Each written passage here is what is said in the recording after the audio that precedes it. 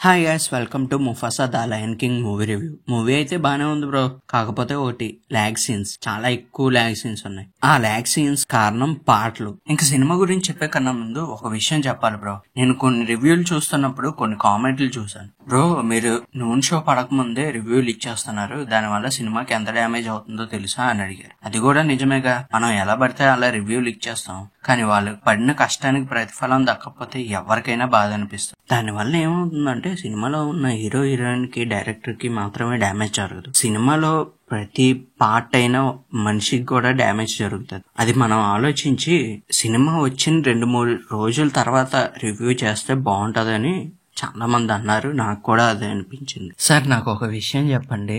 ఈ సీనరీ అంతా బాహుబలిలో ఉన్న వాటర్ ఫాల్సే కదా, యాజ్ టీజ్ గా అలా తీసుకొచ్చి పెట్టేశారు. బాగా అర్థం అవుతుంది. ఇకపోతే సినిమా విషయానికి వస్తే, రఫీకి కియారాతో ముఫాసా కోసం చెప్పే కదనే సినిమా అంతా. అసలు ముఫాసా ఎవరు, ఎక్కడి నుంచి వచ్చాడు, స్కార్ కి తనకి ఉన్న గొడవలేంటి అనేదంతా డీటెయిల్ గా చెప్తాడు రఫీకి కియారా. ఆ చెప్పే విధానం అంతా చాలా బాగుంది బ్రో.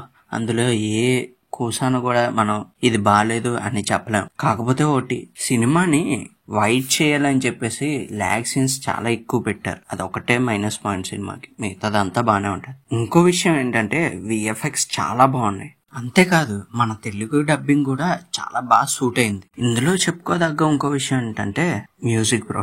బ్యాక్గ్రౌండ్ మ్యూజిక్ లేకపోతే అసలు సినిమాయే ఉండదు. కాకపోతే ఒకటి, ఆ పాటలు తగ్గిస్తే బాగుండు అనిపించింది. వాటి వల్లే కొంచెం మైనస్ పాయింట్. మిగతా సినిమా అంతా చాలా బాగుంది. సినిమాలో ఇంకో ల్యాగ్ ఏంటంటే టిమోన్ పొంబాని పెట్టారు కామెడీ కోసం. వాళ్ళు కథ చెప్తున్నప్పుడు మధ్యలో వచ్చి జోక్ కింద అనుకున్నారో మరేంటో తెలియదు గాని మా గురించి చెప్పు అని చెప్తారు. అదొకటి నాకు నచ్చలేదు. స్టోరీ చెప్తున్నా అంతసేపు మధ్యలో రావడం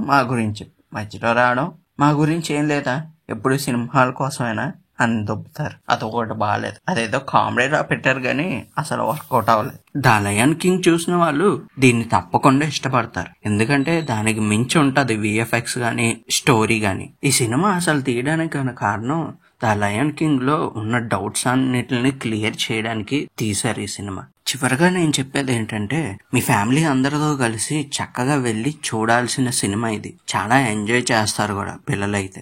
ఇంకెందుకు ఆలస్యం, ఇప్పుడు దాకా ఎవరైనా చూడకపోతే వెళ్ళి చూసేయండి. సినిమా చాలా బాగున్నది. ఓకే గైస్, ఇది వాళ్ళ వీడియో. నచ్చితే లైక్ చేయండి, షేర్ చేయండి, సబ్స్క్రైబ్ చేసుకోండి. నచ్చితేనే, లేకపోతే వద్దు.